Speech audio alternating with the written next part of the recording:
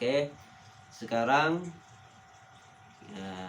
kita bahas tentang tutorial ya, cara mengajarkan metode Amsilati kepada santri dengan simple, praktis ya. Jangan bertele-tele, karena kalau kita mengajar juga bertele-tele, lama ngalor ngidul ibaratnya, itu nanti malah menghambat kecepatan anak. Nah, sebelum kita mengajar sebagai guru, hendaknya kita harus memastikan bahwa diri kita itu memahami materi yang akan kita sampaikan kepada anak. Ya. Jadi sebelum kita membahas sesuatu yang ada di Amsilati, pembahasan materi, misalkan pembahasan huruf jer, kita akan membahas huruf jer. Nah, pastikan dulu bahwa kita sebagai guru sudah benar-benar memahami tentang huruf jer. Nah, membahas tentang apa idofah, pastikan kita sebagai guru sudah benar-benar memahami tentang idofah. Kenapa? Karena repot nantinya. Kita ingin menyampaikan materi, ingin memberikan pemahaman kepada anak-anak, ternyata kita sendiri belum paham. Kita sendiri pemahaman kita masih remeng-remeng gitu. Jadi usahakan harus benar-benar paham dan yakin bahwa kita sebagai guru paham dengan bab tersebut, baru kita sampaikan kepada anak-anak yang kita ajarkan. Nah, itu kita pastikan.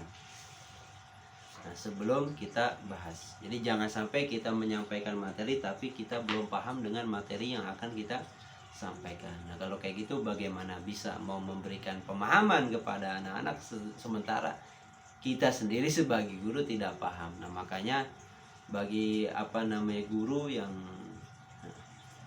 belum masih ada materi yang belum begitu paham, ditanyakan kepada yang lebih paham agar menerangkannya itu, ketika kita menerangkan materi itu enak ketika materi tersebut kita sudah pahami. Nah, di sini jilid 1 ya. Jilid 1 di sini yang pertama kita menerangkan huruf jer. Nah, terus ada juga bab idofah. Nah, sebelum itu huruf jer hukumnya mabni dan seterusnya. Nah, di sini bab pertama kita menerangkan huruf jer. Nah, sebelum kita masuk ke pembahasan jilid 1 atau di jilidan, hendaknya kita bersama anak-anak itu membaca kaidah dulu. Misalkan kita akan membahas huruf jer di sini, maka kita buka kaidahnya huruf jer. Nah, dibaca bareng-bareng bersama anak-anak. Huruf jer antara lain min, ila, hatta, khola, hasya, ada, fi, an, ala, mut, munzu, rubba, likai, wa, takabila, alamata. Dasarnya bareng. Jadi sebelum kita membahas kejilidan, jilid 1, kita baca contohnya, kita baca dulu qaidatinya, kaidah yang ada di dalam kitab qaidati sesuai dengan materi yang akan kita bahas. Di sini kita akan bahas huruf jer, maka kaidah huruf jer kita bahas. Kita baca. Setelah dibaca, hendaknya si guru alangkah baiknya memberikan makna satu persatu huruf jer. Huruf jer min maknanya apa? Dari, bahasa Jawanya saking, ila, hatta, khola itu maknanya apa? Ada maknanya apa? Dan seterusnya, dikasih maknanya. Dan anak-anak disuruh nulis. Dan kalau bisa dihafalkan makna-makna huruf jer tersebut. Nah, ketika sudah kita baca, bawahnya lagi nggak apa-apa, semua huruf termasuk huruf jer hukumnya mabni. Karena di sini masih pembahasan huruf jer hukumnya mabni juga ada di sini. Kita baca lagi bareng-bareng anak-anak.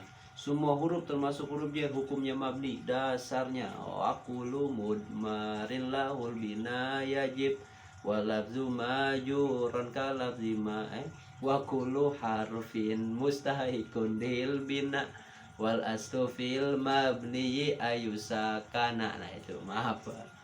Nah, itu semua huruf termasuk huruf jer hukumnya mabni. Nah, selesai. Nah, setelah kita baca dua kaidah itu selesai dengan sesuai dengan materi yang akan kita bahas, Baru setelah kita baca, nah kita kasih pemahaman nih ke anak-anak bahwa huruf jar itu ada 20 dan semua huruf jar itu hukumnya mabni. Nah, mabni itu apa sih? Nah, jelasin juga ke anak-anak. Mabni itu tetap artinya tidak berubah-ubah. Apa yang tidak berubah-ubah? Harokat huruf akhirnya. Nah, itu namanya mabni. Nah, kalau harokat huruf akhirnya sukun namanya mabni sukun. Contoh seperti min. Min selamanya dibaca min. Sampai dajjal turun misalkan sampai kiamat dibaca min. Mabni sukun. Nah, kita kasih pemahaman tuh ke anak-anak. Nah, kalau dia diakhiri domah maka mabni domah. Kalau dia diakhiri kasroh maka namanya mabni kasroh. Kalau mabni fathah, diakhiri fathah maka disebut mabni fathah dan seterusnya. Nah, itu namanya mabni.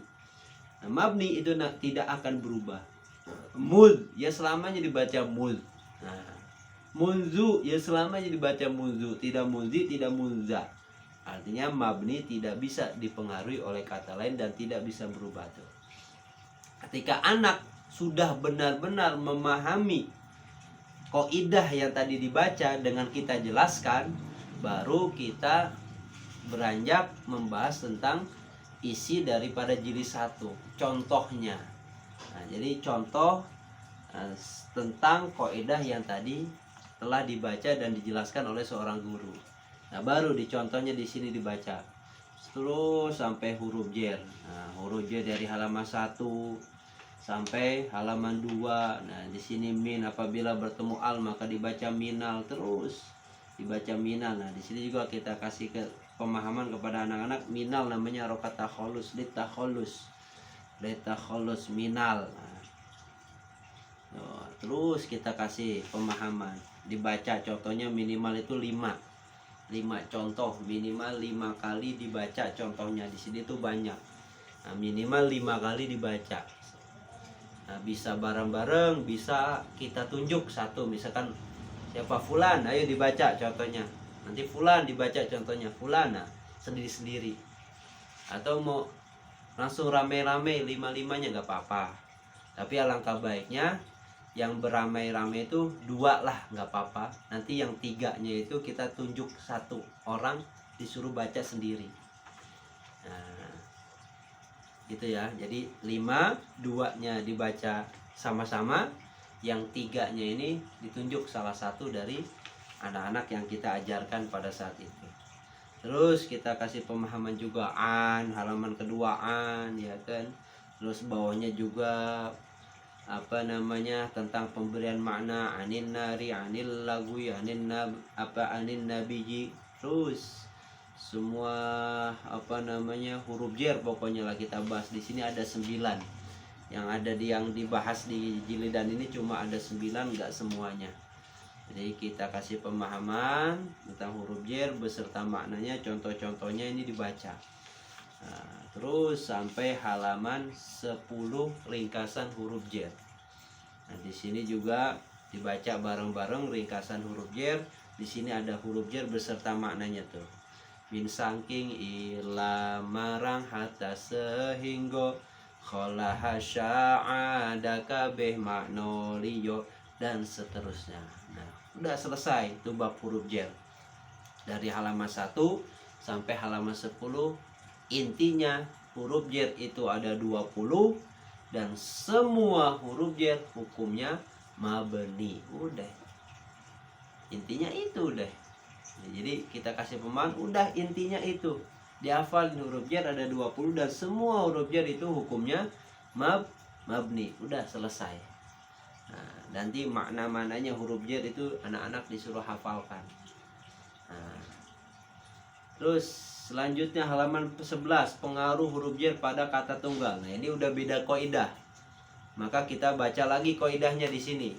Mana? Nah, ini kata setelah huruf jar hukumnya jar atau majrur. Tanda jar diantaranya kasroh. Dasarnya bareng farfa bidommin wasiban fathan wajur kasron kadzikrullahi abdahu yasur dan seterusnya. Contoh dibaca Minal ma'i tidak dibaca minal mau atau minal ma'a karena setelah huruf jar hukumnya jar tanda jarnya kasroh tanpa tanwin karena ada al.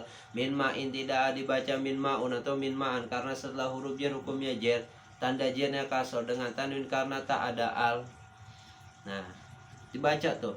Udah, itu satu kaidah dibaca udah sama-sama anak-anak, langsung kita jelaskan kaidah tersebut. Nah, jadi setelah huruf jar, kata setelah huruf jar itu hukumnya jar. Nah, kita kasih contoh misalkan di sini 2 tadi. Jar itu apa? Tanda jar diantaranya kasroh. Udah kasih dulu pemahaman.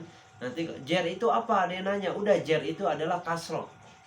Jar itu adalah kasroh di akhir kalimat. Nah, itu jar udah. Nah, jadi kita kasih pemahaman seperti itu dulu. Kita kasih contoh 2 misalkan. Tadi sesuai dengan kaidah. Yang pertama apa? Minal